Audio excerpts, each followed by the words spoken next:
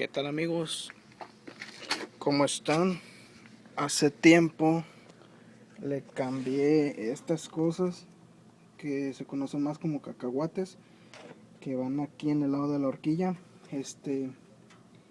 Y me sorprendió porque empezó a sonar, no tenía ni el mes, empezó a sonar de este lado, del lado del copiloto. Y pues se me hizo raro, dije, los acabo de cambiar por lo mismo, ¿verdad? Esta parte, ese es el cacahuate. Eso mero.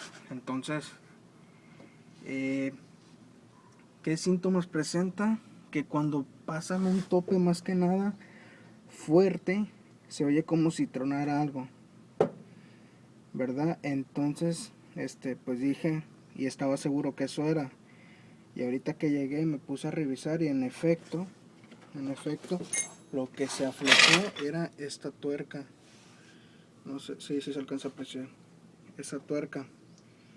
Y pues comencé a apretarla y en efecto eso era y se le quitó el ruido.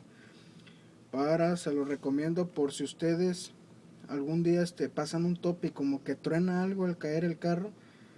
Son estas cosas. No valen ni 60 pesos cada una. Y pues se aprietan fácilmente. Es esta tuerca y esta de abajo. Así que a veces se pueden aflojar, hay que apretarlas bien. Y de mi parte sería todo, espero les guste.